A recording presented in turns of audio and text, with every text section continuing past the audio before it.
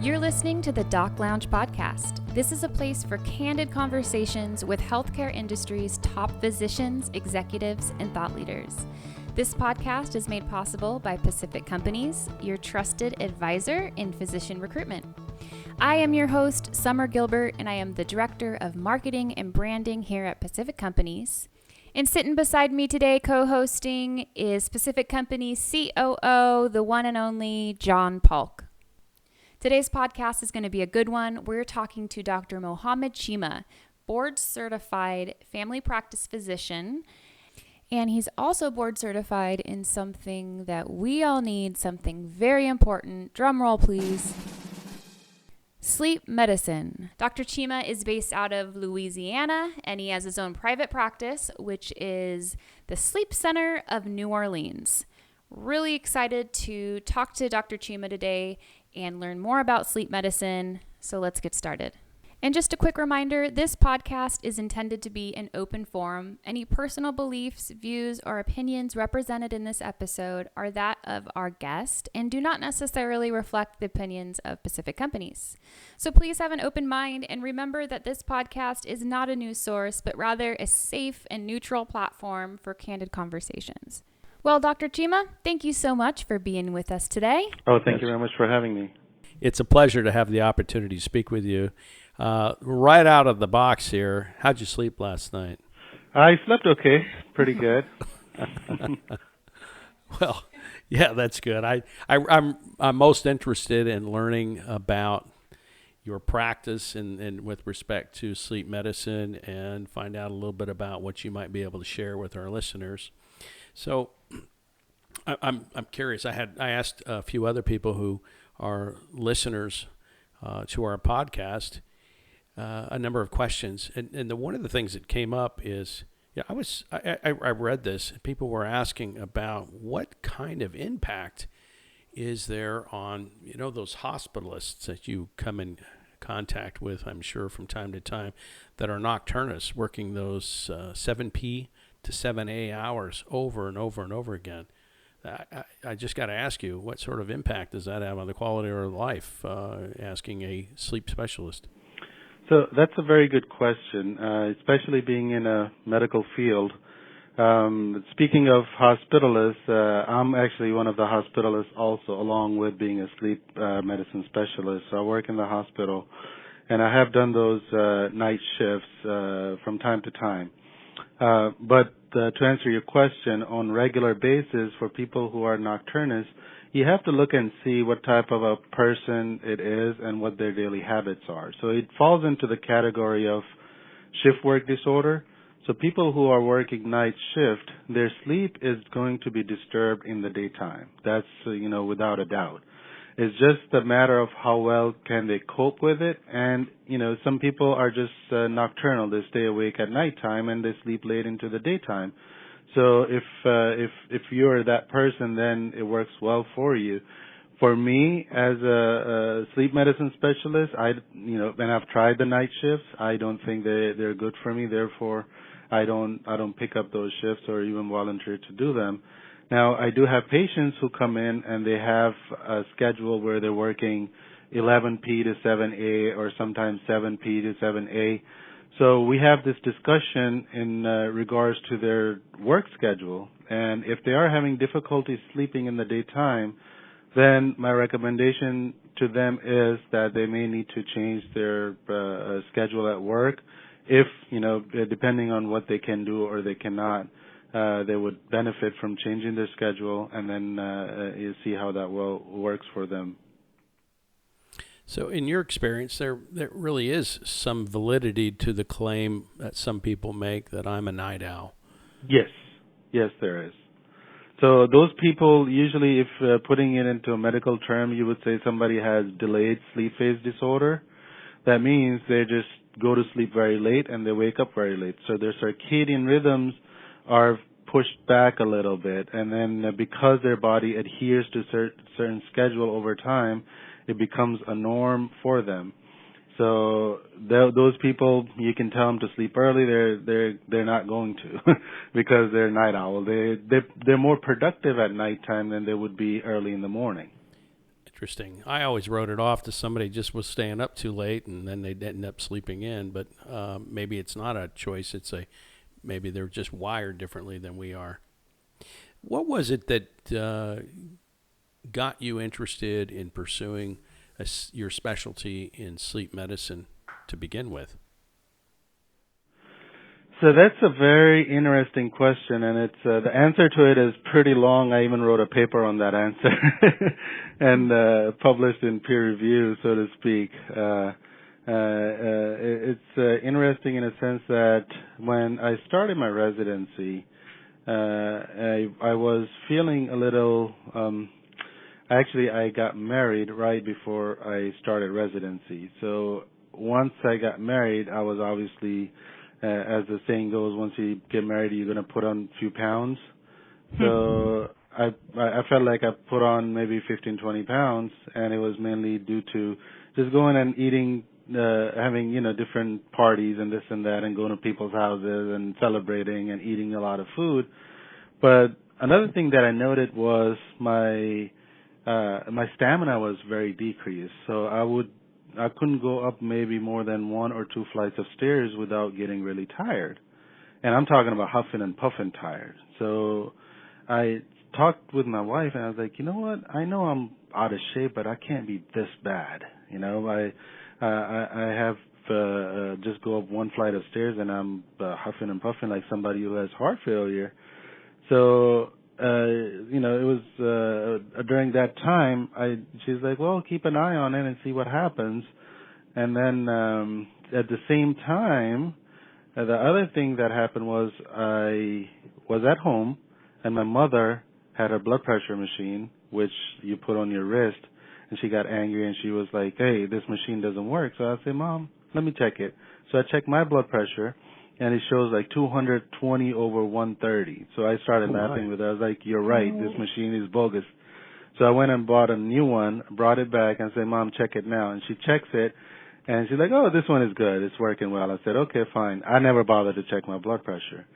So 3-4 months go by, that happened again, and same thing. She's like, this machine's no good. I said, what? I check it, and same thing, my blood pressure is like 230 over 120.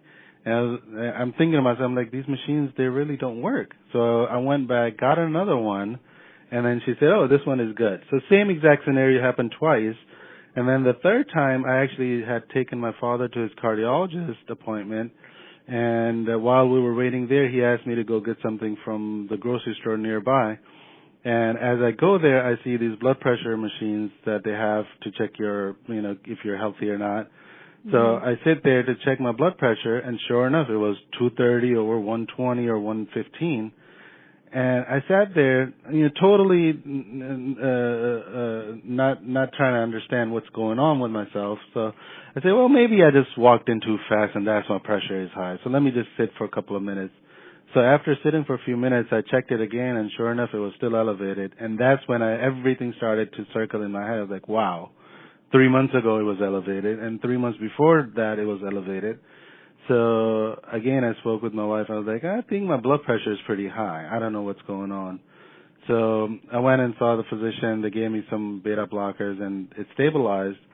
And then coming back to why sleep medicine, I actually was in my residency. I was standing with one of my attendings, and it was a surgery rotation, and we were standing there looking at some of the patients. He's like, oh yeah, we do this procedure laparoscopically now, and the procedure was to take out adrenal gland for adrenal adenoma. So nonchalant, I told him, like, oh hey, I think I have one of those. So he looks over at me, he's like, really? And I said, yes, but it's no big deal. He goes, well, how's your blood pressure? So yeah, blood pressure is a little bit elevated, but no big deal. I'm on beta blockers. It's fine. So he goes, do you have headaches? I say, yeah, well, no big deal. I just have a little bit of headache. I take Tylenol or ibuprofen, takes care of it. And then he tells me, he's like, well, why don't you look into this and see if you are okay? And then again, that was the second time, and then I started to do some workup on myself, and come to find out I have Cushing's disease. And Cushing's disease, what that does is it makes you gain a lot of weight because of excessive hormone production, and causes you to have sugar diabetes, causes your cholesterol to go out of whack, your blood pressure. So I was more concerned about another disease known as pheochromocytoma that can cause very high blood pressures. So long story short, we looked at it, and sure enough, I had all the signs and symptoms of that. So at nighttime when I would sleep, my wife would tell me, she goes, "Hey, you're snoring, and at times you stop breathing." So I said, "Really?" And she's like, "You need to get it looked at." And that was close to the time when I had decided that I was going to go ahead and get the surgery done for the adrenal adenoma. And once I had the surgical intervention done, I felt a lot better. And in terms of sleep apnea, I never really pursued to look into it, but I was very sleepy in the daytime. I was snoring at nighttime. I would stop breathing at nighttime, and then I was just dragging throughout the day. And I blamed it either on Cushing's or being worked too much at residency.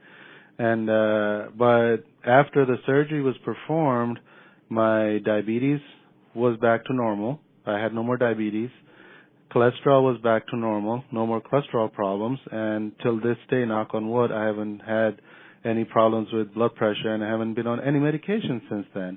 Wow. And after the surgery, I lost about maybe 60 pounds, because during this whole time, I kept gaining more and more pounds. So I started off with like 180 pounds, and I was up to 250. And then after surgery, I came back down to 180, and been doing good so far. And that's when, after my residency, I decided, you know what, I want to look into a fellowship, and then sleep medicine came along, and then I started sleep medicine and been loving it ever since. What a great story. Thank you for sharing that with us. Well, no, it's interesting how you arrived at your current destination. I have read that statistically 1 in 4 adults has some form of sleep disorder. Is that accurate? Yes. Wow. And more than half of them are gone undiagnosed with sleep disorder breathing. And a lot of it has to do, I mean, I understand that there are also some implications, long-term health implications. I think that's increasingly common knowledge now, but talk to us a little bit about that. So sleep apnea, and I would step back and actually talk about the field of sleep medicine. Field of sleep medicine, as we all know, ever since the man was created, they had to sleep. So it's been going on since the day of the first person who came onto the earth. And it's been going on all this time, but nobody has really addressed sleep as an intricate part of our life. We've always taken sleep for granted. And what we say is, I want to sleep when I want to sleep. I want to wake up when I want to wake up. And when I do these things, I want to be fully refreshed.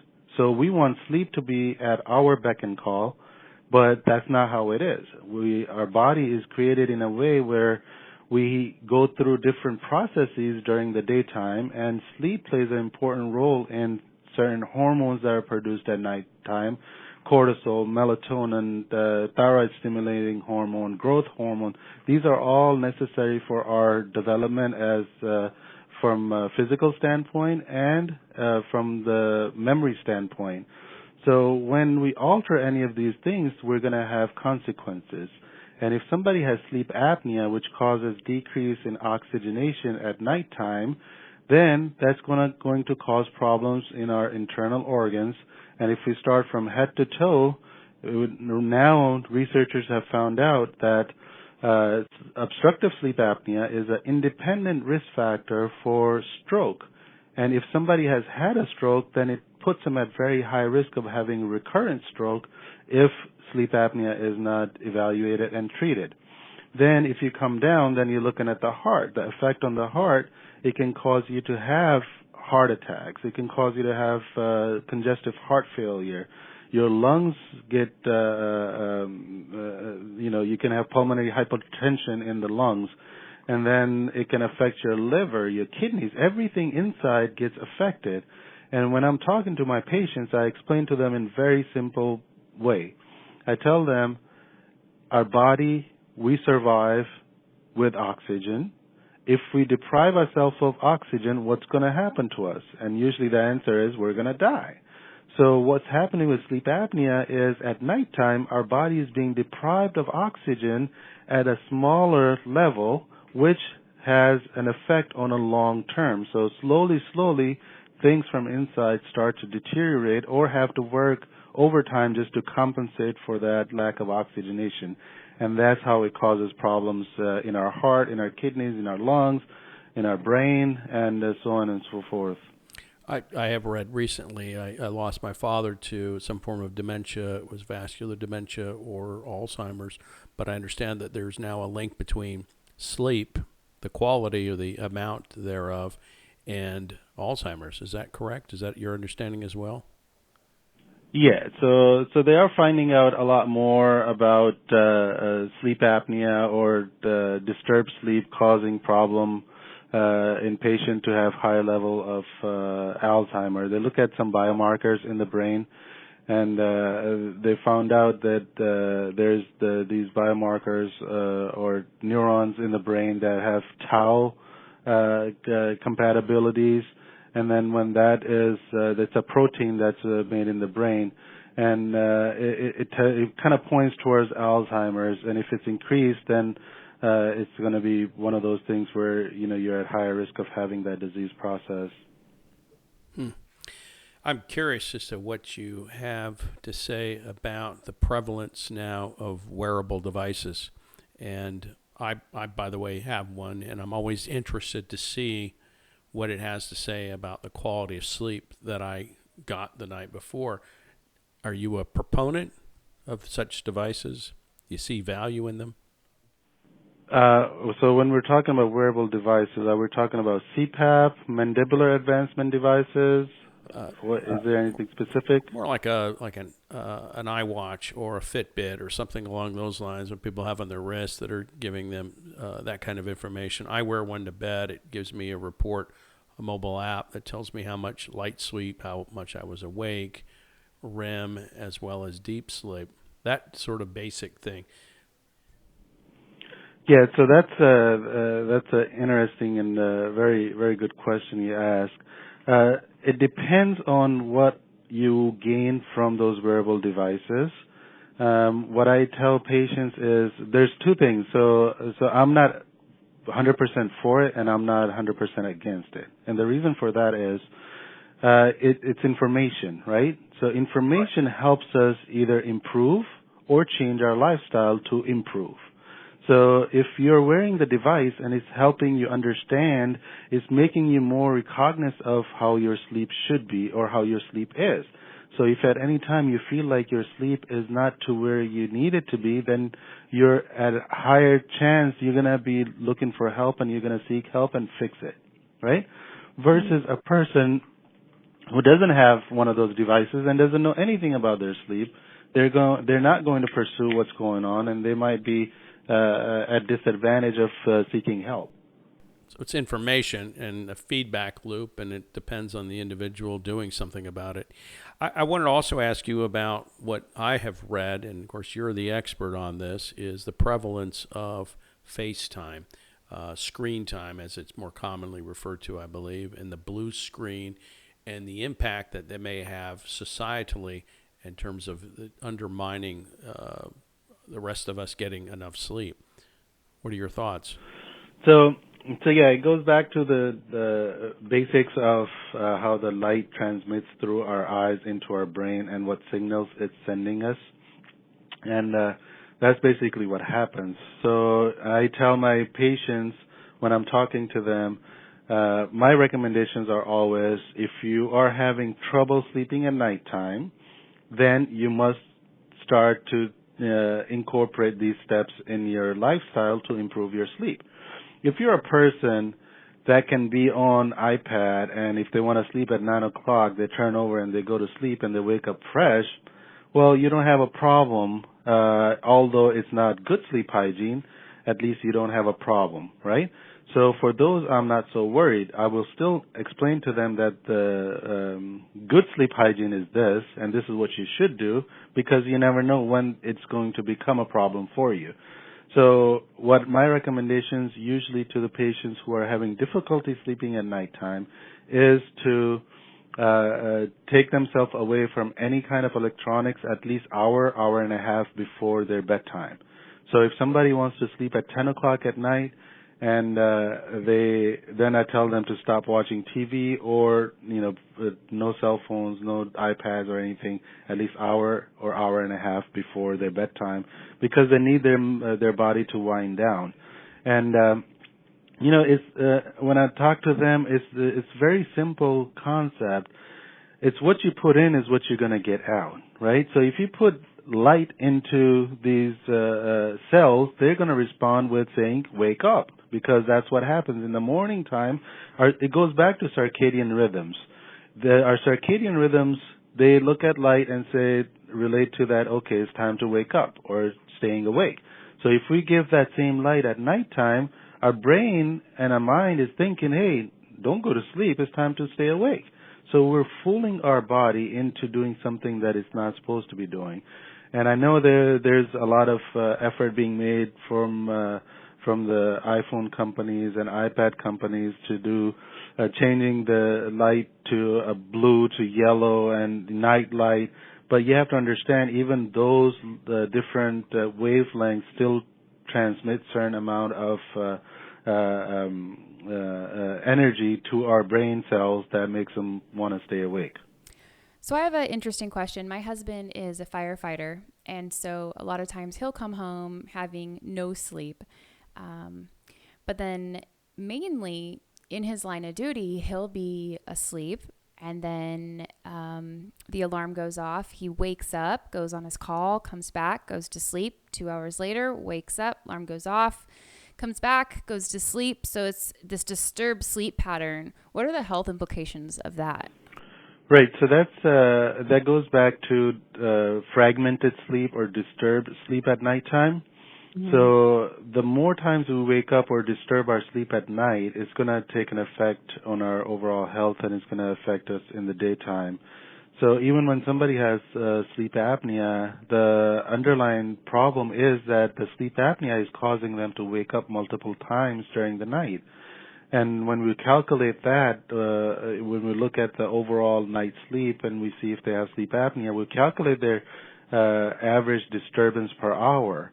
So if a person has significant amount of awakenings per hour, then they're going to be sleepy, and it's going to have a negative implication on their overall health. Yeah. Would you share with us and our listeners some tips about sleep hygiene? When I've referenced this in the past to some people I talk to, they look at me funny, like, what are you talking about?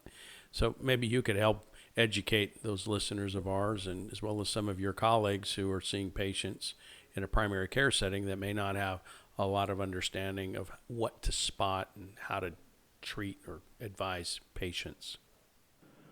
Yes, so that's very, very important aspect of our overall improvement in our health. And what I usually tell patients and colleagues or friends, whoever's wondering about how they can improve their overall sleep habits, I tell them to keep a consistent sleep schedule. Get up at the same time every day, even on the weekends or during the vacation time, because we're going to set ourselves differently if we keep changing our schedule of waking up. And I tell patients and friends that we have one thing in our control. What we control is waking up. It's hard to control going to sleep because you don't know how long it's going to take you to go to sleep. So waking up is in our control. So we need to set a time when we're going to wake up on every day. Weekends, vacations, weekdays, we're going to wake up at 7 o'clock in the morning. When we start to adhere to that schedule, then our sleep schedule, going to sleep, is going to also improve.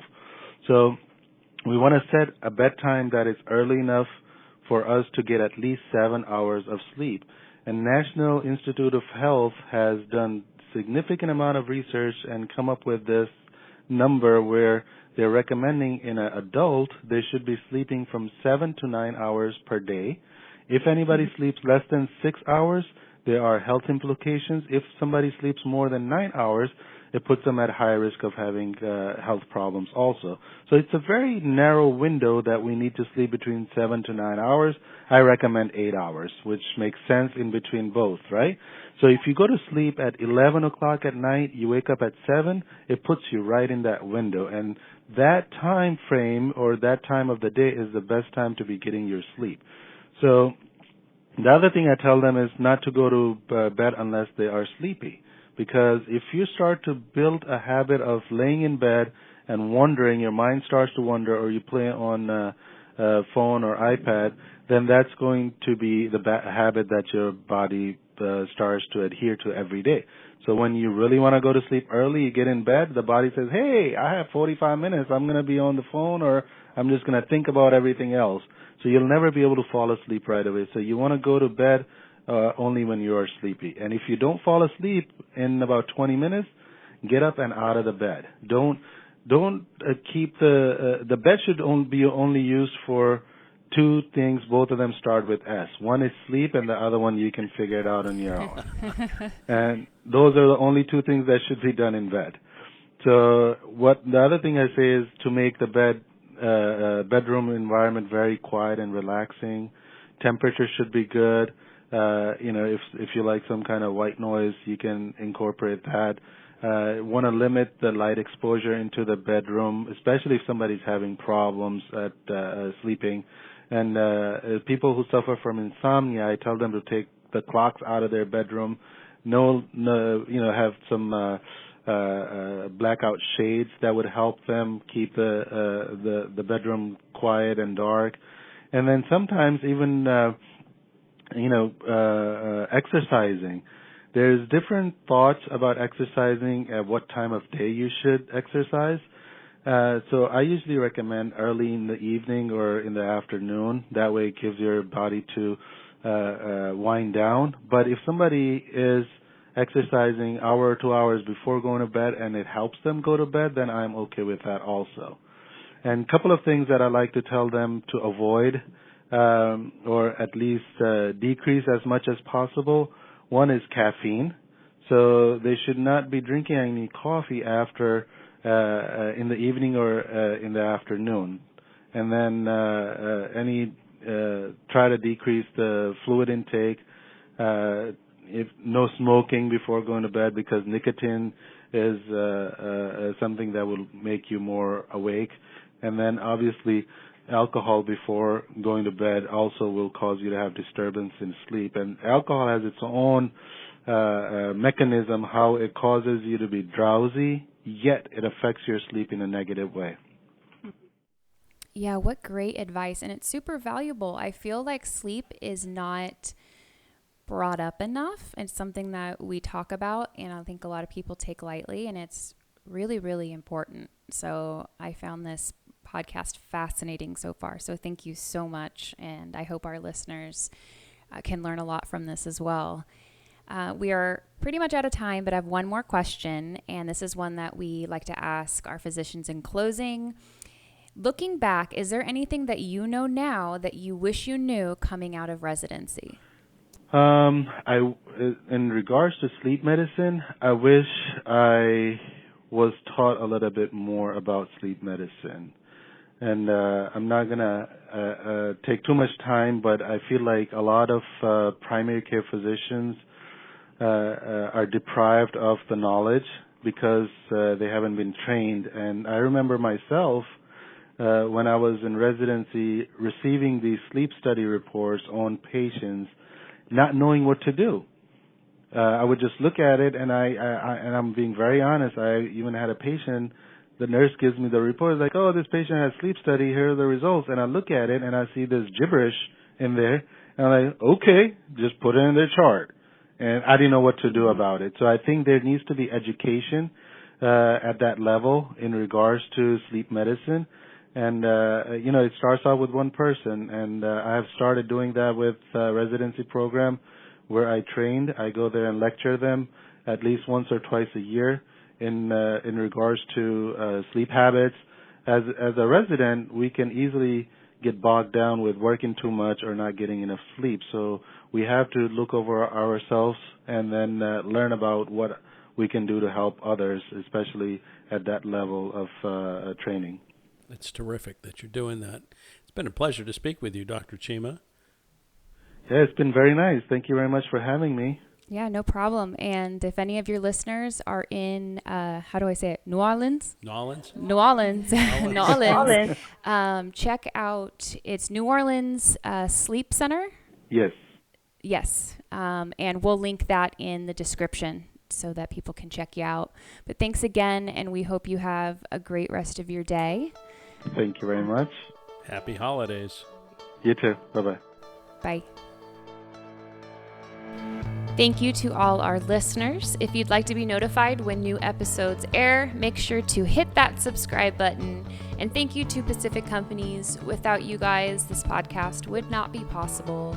If you'd like to be a guest or for more information, go to www.pacificcompanies.com.